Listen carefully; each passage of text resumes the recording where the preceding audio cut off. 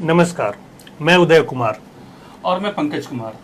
आप सभी का स्वागत करता हूं बेहद विशेष कार्यक्रम भृगु ज्ञान बाय कौंजलीला में। मित्रों, आज मैं आप सभी के बीच लेकर आया हूं एक ऐसा विषय जो आपके घर, परिवार, समाज, नातों, रिश्तेदारों से लेकर इष्ट मित्रों के लिए भी अत्यंत महत्वपूर्ण है। जी हाँ, आज हम बात करने जा रहे हैं रिश्तों की, उन रिश्तों की जो आपके संपूर्ण जीवन को प्रभावित करते हैं। रिश्ते जो हमारे और आपके परिवार के जो सदस्य होते हैं उनके मिलने से जो रिश्ता बनता है, जिसको हम समाज में अलग अलग नाम देते हैं, हम उन रिश्तों की बात आज करने जा रहे हैं। वह रिश्ता चाहे दादा पोता का हो, नाना नाती का हो, मामा भांजे का हो, माता पिता का हो, पति पत्नी का हो, पिता पुत्र का हो, भाई बहन का हो, सास बहू का हो, भाभी ननद का हो, या फिर वो रिश्ता दोस्ती का ही क्यों न हो। आखिर हम रिश्तों में मधुरता कैसे ला सकते हैं?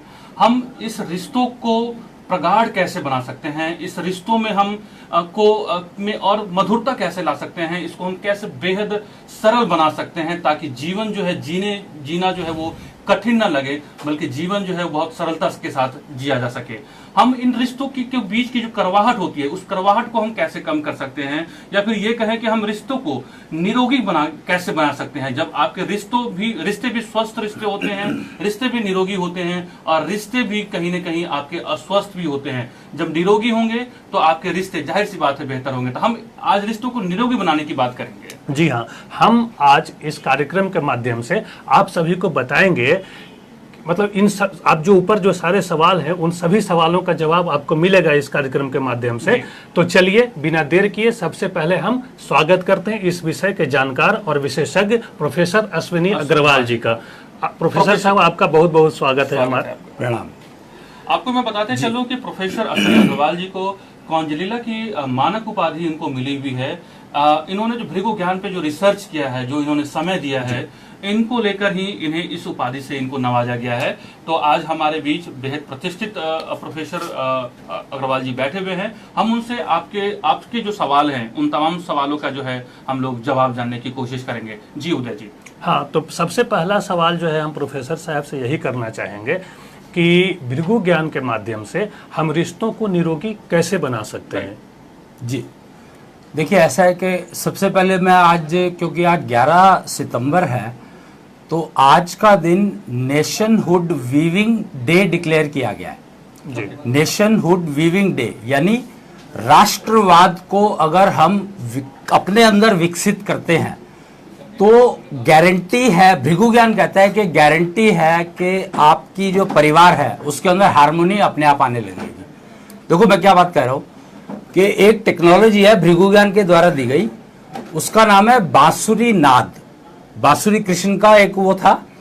तो बांसुरी से नॉर्मली धुन निकलती है, लेकिन बांसुरी से नाद अगर आप निकाल पाओ तो वो फिर जो वाइब्रेशंस हैं वो आपके परिवार के रिश्तों को गारंटीड उसमें हार्मनी लाएंगी, और उनमें जो कड़वाहट या निरोगता आ गई है, रोग कीटाणु वायरस अटैक आ गए हैं, इन्फेक्शन हो गया, तो उन सबको ऑटोमेटिकली दूर कर देगी। प्रोफेसर साहब, आपने यहाँ पे एक अभी नए जिक्र किया, नए विषय का जिक्र। हाँ, नए विषय का जिक्र किया।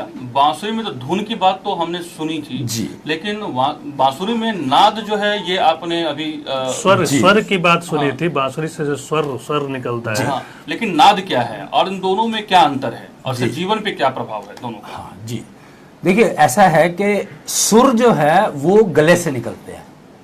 आप अगर टेक्निकल भाषा में बात करेंगे तो सुर जो है गले से निकलते हैं और जबान पर आते हैं, निकल जाते हैं। लेकिन नाद जो है वो नाभि से निकलता है। शंख नाद की बात करिए, एक्चुअली क्या है कि एक इंस्ट्रूमेंट है शंख।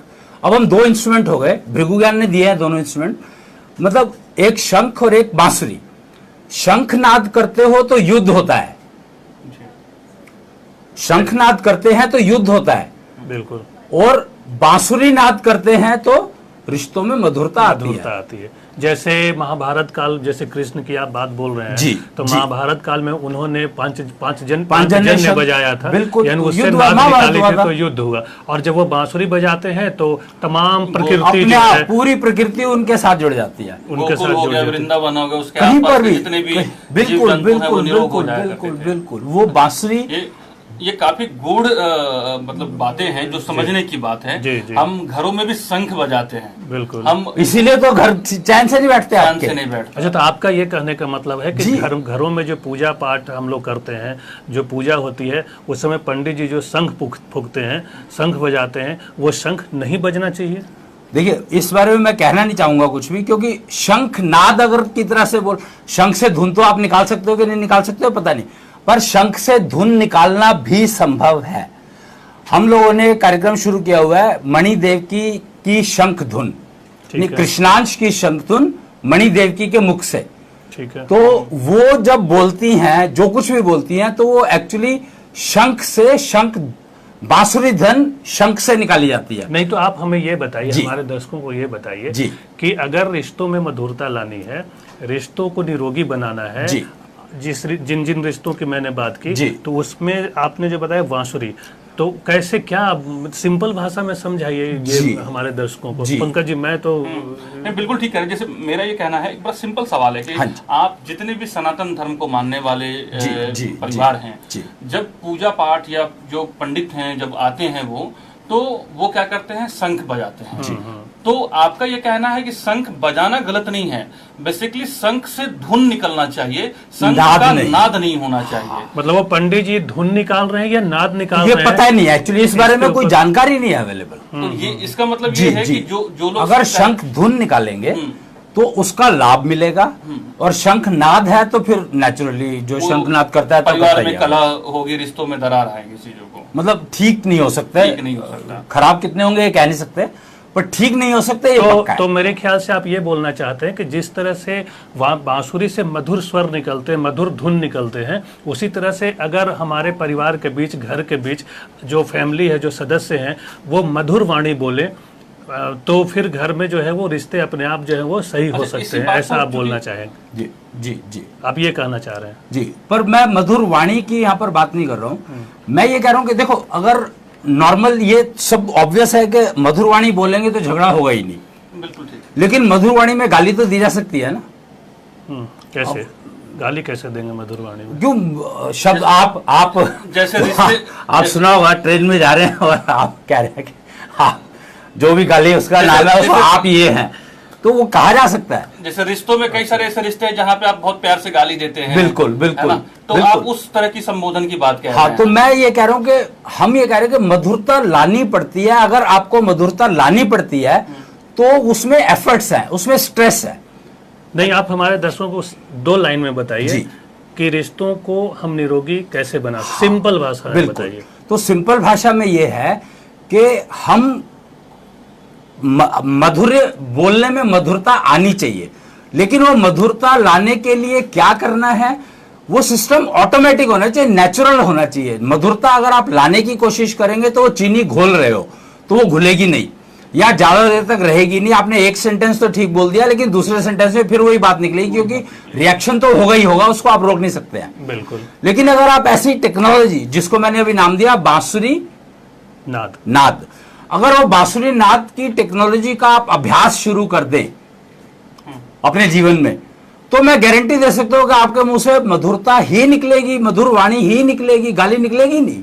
वो गाली भी निकलेगी तो वो गाली नहीं लगेगी, शब्द अपने आप बदल जाएंगे। 2 बातें आप जी। कह रहे हैं प्रोफेसर साहब। जी। एक तो ये कि आप शंख घर में अगर बजाते हैं तो वो उसका शंख नाद मत कीजिए, उस शंख को आप धुन में कीजिए कि convert। धुन में कन्वर्ट कीजिए। जी, पहली बात जी, ये आपको मेथड्स जो है आपको मालूम होने चाहिए कि शंख से ये आप धुन वेदों कैसे में ढूंढेंगे तो आई एम श्योर कुछ ना कुछ मिल जरूर जाएगा। मिल जाएगा। और अगर वेदों में नहीं जा पा रहे हैं, तो नहीं आपसे पढ़ पा रहे हैं, तो संपर्क आपसे फिर संपर्क जी, करें। जी, भृगु ज्ञान में बहुत सब कुछ अवेलेबल है। जी, जी, उसके बारे में जी, जानकारी जी। हासिल दूसरी की जा बात सकती ये है। है कि अगर मान लीजिए कि अज्ञानता बस आपको जानकारी नहीं है और आप शंख बजा रहे हैं, आपको ये भी नहीं मालूम कि शंख से वैसे होता तो यही, लोग कहते हैं कि शंख बजाएंगे तो आपको रोग विकार सब नष्ट होंगे, कीटाणु नष्ट हो जाएंगे। जी। लेकिन चूंकि आपने एक नई बात ये कही कि शंख हम नाद बजा रहे हैं कि धुन बजा रहे हैं, धुन बजाने से मधुरता आएगी, अगर वही नाद में अगर कहीं चाहे जाने अनजाने वो हो रहा है तो आपके परिवार में कहीं न कहीं रिश्ते जो में खटास आएगी। दूसरी बात आप ये कह रहे हैं कि अगर हम शंख की बजाय मैं बांसुरी अगर घर में बजाए तो जाहिर सी बात है धुन ही निकलेगी, नाद नहीं होगा। तो नाद निकलेगा तो नाद निकलेगा। प्रैक्टिस अभ्यास आपको करना है कि बांसुरी से नाद निकले। अच्छा, जिससे कि वो टेक्नोलॉजी अवेलेबल है, भृगु ज्ञान ने दी है वो टेक्नोलॉजी, और उसका उपयोग करके अगर उसका आप अभ्यास करते हैं तो आपके मुंह से माधुर्य निकलेगा ही निकलेगा। ठीक है, ऑटोमेटिक। आप जो मेथड बता रहे हैं, आप जो उपाय बता रहे हैं, उसके माध्यम से हम क्या घर को, परिवार को, राष्ट्र को और समाज को भी निरोगी बना सकते हैं? जी, ये एक्चुअली आज जो नेशन वीविंग डे आज डिक्लेयर किया गया है, नेशनहुड वीविंग डे। पहले ना एक नेबरहुड वीविंग डे चला करता था, लेकिन ये देखा गया कि नेबरहुड वीविंग अगर उस पर एफर्ट जितनी मर्जी कर लो वो फेल है। पाकिस्तान को और हिंदुस्तान दोनों आपस में लड़ते रहते हैं, चाहे कुछ भी कारण हो, कोई ना कोई ऐसी बात हो जाती है जिसकी वजह से कोई ना कोई झगड़ा हो जाता है या कोई करवा देता है, मतलब चाहे कारण कुछ भी हो। तो नेबरहुड वीविंग फेल हो गया, उस पर 2 साल काम किया गया, एफर्ट की गई, हमारे ETPO संस्था ने बहुत काम किया उसके ऊपर, लेकिन वो फेल हो गया फाइनली कि नेबरहुड वीविंग जो है वो नहीं चलता। फिर हम लोगों ने नेशनहुड वीविंग के ऊपर कुछ काम शुरू किया तो वो तुरंत काम करने लगा, और इतना बढ़िया काम करने लगा कि उसके रिजल्ट्स इतने अच्छे आने लगे कि पूरा का पूरा नेशनहुड वीविंग का काम हमने शुरू किया और हमारा घर ठीक होना शुरू हो गया। ठीक है, तो जी, तो सिंपल सी बात आप जो कह रहे हैं कि आप ये कह रहे हैं कि आप जब वाणी में मधुरता लाएंगे, जो आप ये कह रहे हैं, जो मैं समझ पा रहा हूँ सिंपल भाषा में, जो एक चीज और जो हम लोग नॉर्मल प्रैक्टिस में करते हैं लेकिन नोटिस नहीं करते हैं, लेकिन आपकी बातों से मैं ये समझ पा रहा हूँ कि सुबह सुबह घर में हम देखते हैं कि वैदिक मंत्रोच्चारण संगीत लोग चलाते हैं घरों में, है ना, भजन चलाते हैं। तो क्या ये उसी का एक हिस्सा है? उसमें देखिए वो जो हो रहा है आजकल, मैं इसमें सिर्फ एक बात कहूंगा, जो भी आजकल हो रहा है वो सारा का सारा बांसुरी धुन के ऊपर हो रहा है। तो मतलब वो सही कर रहे हैं ना, अगर वो कोई सुबह में नहीं, पर वो उससे आपको लाभ तो नहीं मिलेगा ना। अच्छा, उससे लाभ नहीं मिलेगा, रिश्तों में निरोगता नहीं आएगी उससे। नहीं, अगर उसकी जगह बांसुरी की धुन, बांसुरी नाद अगर निकलेगा, अगर उसकी जगह पर बांसुरी से नाद निकलना शुरू हो जाएगा तो गारंटी आपके रिश्ते जो है सारे के सारे निरोगी हो जाएंगे। नहीं, नाद या धुन? नाद, बांसुरी से नाद निकलना चाहिए। अच्छा, शंख से धुन निकलनी धुन चाहिए। निकलना चाहिए। अच्छा। अभी शंख से नाद होता है तो युद्ध होता है, और बांसुरी से धुन निकलती है तो वो कानों को अच्छी लगती है, उस समय के लिए चलती है, लेकिन वो सिर्फ कानों को अच्छी लगने के लिए है, उसका फायदा कुछ नहीं होता। अच्छा, आप अगर मैं प्रैक्टिकली आपको बोलूं कि सपोज दैट कि अगर क्या हम कुछ ऐसा बता सके कि नाद और धुन का डिफरेंस क्या है, अंतर क्या होता है? दोनों में मैं बताया ना, प्रैक्टिकली बता, अभी बताया ना, करके कुछ जी, बता जी, सके? हाँ मैं बता रहा हूँ, बहुत सिंपल। जी, धुन जो है वो गले से निकलती है। आप कैसे गाएंगे? मैंने अगर मुझे कुछ आप गा के देखो, कोई भी आप कुछ भी बोलो, आप तो अभी आप गले से बोलो, अभी जैसे मैं बोल रहा हूँ कुछ तो वो गले से बोल रहा हूँ, ठीक है, नाभि उसमें इन्वॉल्व नहीं है। वो कहते हैं ना कि सांस जब लेते हो तो कम से कम नाभि तक तो जाए।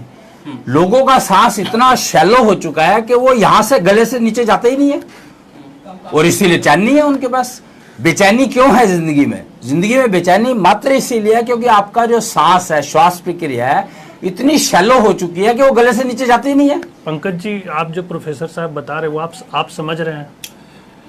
मुझे अभी तक ये समझ में नहीं आई बात प्रोफेसर साहब जी कि रिश्तों को निरोगी बनाना है। ठीक है, आप जो है बांसुरी से बोलते हैं नाद निकालो और शंख से धुन निकालो जी।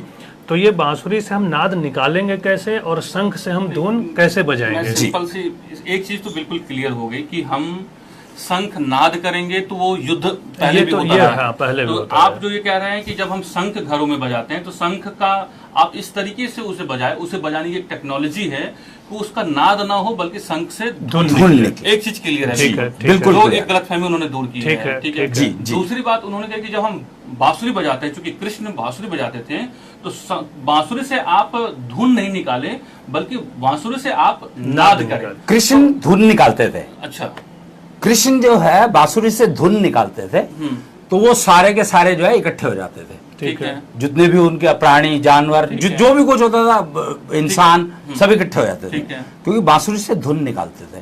उनको बांसुरी से नाद निकालने की जरूरत नहीं पड़ी। अच्छा, हम इंसानों को नाद अब निकाल- क्योंकि कलयुग का वो पीरियड आ चुका है, उस समय में कलयुग नहीं था, द्वापर युग चल रहा था। आप समय को समझे। तो अब जो है कलयुग चल रहा है, तो कलयुग के अंदर बांसुरी से धुन निकालेंगे तो वो सिर्फ फिल्मी गाना निकलेगा, रिश्तों भजन में नहीं निकलेगा। भजन नहीं निकलेगा। ठीक है। अब ये बिल्कुल क्लियर होगी बात, ठीक है। मैं अब ये जानना चाहता हूं, तो क्या वो शंख से धुन निकालने के लिए और बांसुरी से नाद की जानकारी के लिए वो आपके पास आपको से संपर्क उनको करना होगा? भृगु ज्ञान से है, बेसिकली संपर्क भृगु ज्ञान से करना है, उसकी दी हुई टेक्नोलॉजी से करना है। दो टेक्नोलॉजीज है, एक शंख टेक्नोलॉजी और एक ठीक है। बांसुरी तो टेक्नोलॉजी। प्रोफेसर साहब ये कह रहे हैं कि रिश्तों को, संबंधों को निरोगी बनाया जा सकता है और उसके बहुत ही बेहद सरल तरीके हैं। एक तरीका ये है कि आपके हर घर में शंख, जो कि सनातन धर्म को जो मानते हैं या जो और भी लोग जो वैसे भी विश्वास जताते बहुत हैं, पूज्य हाँ, माना जाता है, जो भरोसा भी जताते हैं, तकरीबन जिनका विश्वास है शंख को लेकर के, तो आपको ये जानना है कि शंख से नाद के बजाय धुन कैसे निकाला जाए। इसके लिए आपको जानना होगा, इसके लिए आपको प्रोफेसर साहब से कंसल्ट करना होगा, आपको उनसे जानकारी लेनी होगी, वो टेक्नोलॉजी आपको सीखनी पड़ेगी। दूसरी चीज, अगर आप बांसुरी बजाते हैं, क्योंकि कृष्ण बहुत का सम्मान है, लोग उनके, कई सारे लोग उनको उपासक भी मानते हैं, उनकी पूजा भी करते हैं, तो कृष्ण जो है वो द्वापर में बांसुरी को से धुन निकाला करते थे। तो डॉक्टर साहब का ये कहना है कि द्वापर में, चूंकि वो द्वापर युग था, तो वो धुन उस वक्त के लिए पर्याप्त था। लेकिन अब कलयुग चल रहा है, तो अगर हम बांसुरी से धुन निकालेंगे तो सुनने में तो अच्छा लगेगा गीत संगीत, लेकिन रिश्तों में मधुरता नहीं आएगी। तो आपको ये करना है कि अब बांसुरी से आपको नाद निकालना, नाद मतलब नाभि से आपको बांसुरी बजानी है। बांसुरी देखिए, बड़ा सिंपल सा समझने का। बात, जो प्रोफेसर, मैं रोक रहा हूं आपको, उन्होंने ये कहा कि हम जब अब बोलते हैं वो गले से बोलते हैं, हमें गले की से ज्यादा जो है वो हमें नाभि का जो है अभ्यास करना चाहिए, जिससे आपकी वाणी में मधुरता आएगी और आपके बीच जो संबंध, सिर्फ आपके पारिवारिक रिश्ते नहीं, सारे रिश्ते, क्योंकि आपकी वाणी जब मधुर होगी, क्योंकि होता यह है कि रिश्ते में बहुत ज्यादा योगदान जो है आपकी वाणी का होता है, तो उस वाणी से ऑटोमेटिक आपके रिश्ते जो है बेहतर होने वाणी से आपकी बात बिगड़ जाती है, बनी हुई बात बिगड़ जाती है, रिश्तों में खटास आती है। बिल्कुल सही। सिर्फ मैं यहाँ पर एक ही बात कहना चाहूंगा जी कि भृगु ज्ञान जो है वो आप किसी से भी सीखते हैं। मतलब प्रोफेसर अग्रवाल का नाम इन्होंने लिया जैसे, तो हो सकता है भृगु ज्ञान, मतलब भृगु ज्ञान का जानकार होना चाहिए, चाहे कोई भी हो। ठीक है, ठीक है। तो आज के लिए जो है, आज इस कार्यक्रम में हम इतना ही करेंगे। हालांकि और भी रिश्तों की बात करेंगे, अगले एपिसोड में करेंगे। तो प्रोफेसर साहब को से हम लोग जो है इनको विदा करते हैं। और प्रोफेसर साहब से जरूर चाहूंगा कि जो दर्शक हमारे साथ जुड़े हुए हैं, लगातार बने हुए हैं, भृगु ज्ञान के साथ जुड़े हुए हैं, आप अपने श्रीमुख से जरूर आप अपना नंबर, जिससे वो नोट कर सके और आपको कांटेक्ट कर सके, और शंख जो है धुन और बांसुरी नाद के बारे में आपसे जानकारी ले सके और अपने पारिवारिक रिश्तों को, सामाजिक रिश्तों को बेहतर बना सके।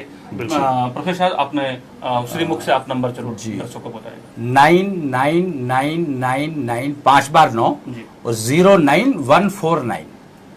ठीक है। तो इस कार्यक्रम में फिलहाल इतना ही। हम तीनों को आप दीजिए इजाजत। अगले कार्यक्रम में हम दोबारा आपसे मिलेंगे, इसी विषय पे, यानी रिश्ते के ऊपर ही हम चर्चा करेंगे। और तमाम रिश्ते हैं जिनके बारे में आपसे पहले बता चुके हैं, तो उसमें डिटेल्स में हम लोग, उसमें अगर कोई खटास में या फिर किसी तरह की परेशानी आती है तो उसका क्या सॉल्यूशन होगा, क्या उसका कैसे हल निकलेगा, उसके बारे में चर्चा करेंगे। ठीक है, नमस्कार।